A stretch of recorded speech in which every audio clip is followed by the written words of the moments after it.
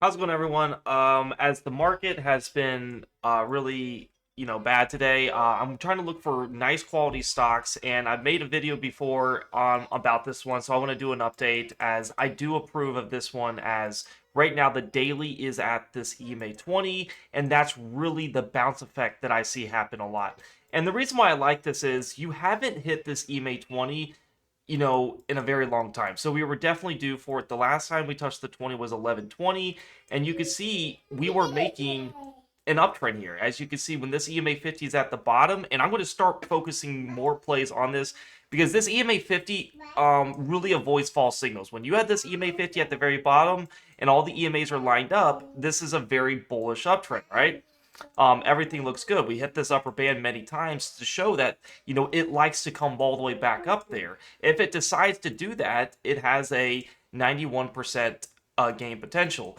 And this is a more stable company. So when I'm trying to play these momentum trades, I'm trying to look for companies that, one, are very bullish. Have they been consistently hitting the upper band, which is my Keltner channel?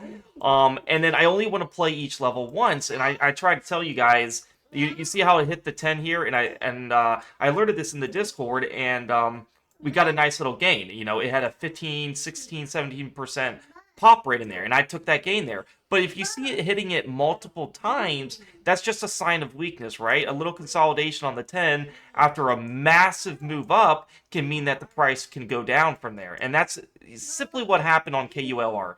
We were consolidating on the 10. I take my nice 10% gain here, and it comes down to the 20. I'm always looking for 10%, all right? 10% is a very easy target. It's very reliable, and it just makes it safer to play. But the problem is too, this if it decides to go to the CMA 50, there is a 33% drop. I know for a fact this is going to be very strong support. This is, it's never touched this at all in a very long time, and this is a very bullish trend. For it to just skip EMAs, it would be really hard to do. So, I mean, what you could do is from this EMA 10, if it drops a decent size, I would say at least 12%. I'm kind of eyeing this area. That's kind of where your stop loss would be, and you can get back in and get more and get that money back, right? So if I'm down, let's say I get stopped out on this EMA 20 and it goes 12% under, well, then I get back in on the EMA 50 and I try to make more than that. I try to make a 20% pop from that. And going way down here, I think that's very easy to get. So, yeah, I mean, no one could probably see this thing coming down at this kind of speed here. Went from $5 recently, and it lost half its value, 549 to 278. But I can assure you, this is looking very bullish, right? We had something where price comes down, and it's just kind of like even on it. Obviously, we didn't just get a massive wick up, but I do think, this doesn't look like a bad idea to buy it, have a nice probability. I was thinking maybe 12% stop loss at this point. I'm looking to get in, so let's say getting in right here. I draw my thing down, so if price does decide to go to the 244 area, I'll just cut my losses down, and then I would look to get in on the EMA 50, which is at 186. Now, keep in mind, I don't like to reference values because this EMA 50 is going to change every day. It's not going to be 186. It's going to keep going up. Look at this. Since this isn't an uptrend, you see how this EMA 50 is going up and up and up and up. But we know price is going to come back to that EMA 50. All right. We know it's a fact. It's a guarantee, just like we knew price was going to go to these EMAs. And so that's why it's good to take profits when we hit these upper Keltner channels. It's just it's never going to happen where price just stays up in this region. It can make a staircase up like this where it hit it, it goes down, hits it, goes down, hits the EMA 5, but it needs to bounce on the EMA 5 and go up. Whereas in this situation, it went up in here, and it didn't bounce on this 5. It decided to go the 10. And I tried to tell people, you can only play these levels so many times. It hits the 5 here and bounces, hits the 5 again and bounces, and hits the 5. You can't expect it to keep hitting a smaller time frame of an EMA and just keep going up and up and up and up. That's just not how stocks work. So what happens is stocks go up, they cool down, and they try to retest each EMA because that's your reversion to the mean.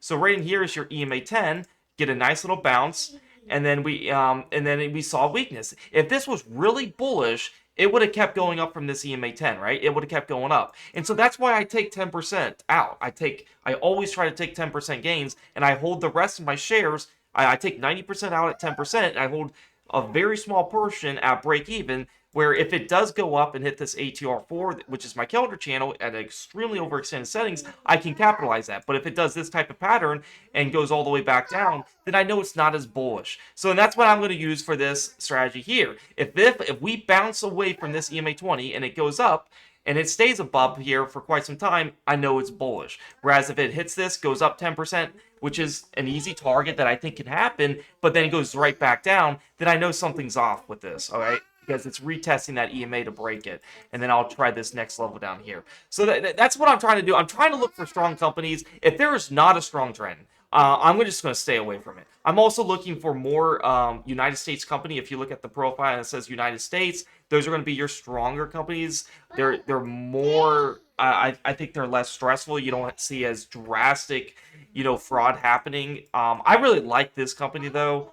So that's really where I would like to get it. And you can see in the beginning the stages of this trend, you see how buying at that EMA 50 and 20 were the best areas at this very beginning of the trend. Right in here, price goes up, comes all the way back to the 10, have a beautiful bounce, making 39%, and then it comes back down again. You see how if it just immediately comes down to the 10, it's just not as strong. It wants to go another EMA. You see this? It hits the 10, and it just kind of like stays there, and then it breaks to the next 20, and it didn't want to go up from the 20, and then you see if a body closes quite under it, it wants to hit to the next EMA, and that's really what happens. If you want to see this kind of pattern where price hits the 50, and then it has this lower wick coming all the way back up, so you want to see a body close above the EMAs. It's okay if you have price going under it a little, but you really do want to see that body.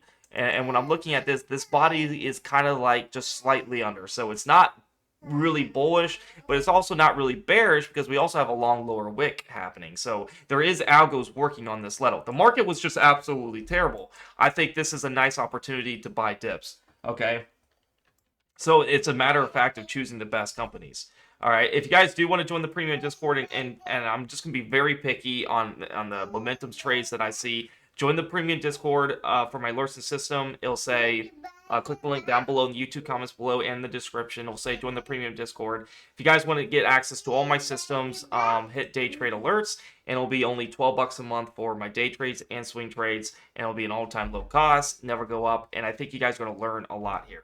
So if you hit day trade alerts, you get access to everything. It is cheaper if you subscribe on your computer to avoid the iOS fee. But if you hit server shop here, you can read about the 2 memberships right here. I offer 2 memberships. The Day and Swing Trading Plus gives you access to everything, and that's only $12. If you just want swing trades, that is only $6. So choose what's comfortable for you. I personally like the day trades the most. I think it's more consistent. No, it doesn't matter what market environment you are in. You can make money every day doing a very unique strategy that I have with selling credit spreads. And my swing trading strategy is more like this, where you look for the momentum trades, you wait for a pullback, and then if it's a trend reversal, I look for stocks that are near this green band, and those are going to be like your really big movers that happen, all right? These are going to be your big trend reversals, and I have a very strict criteria on buying those areas. So I hope you guys like this video. Give a like, subscribe, comment, and I'll see you guys in the next video, and I'll be in the Discord. Let's make some money, shake off this day. This day was pretty hard, but I think we're going to have some nice opportunities to capitalize on a lot of this stuff. All right, guys, happy trading. I'll see you in the next video.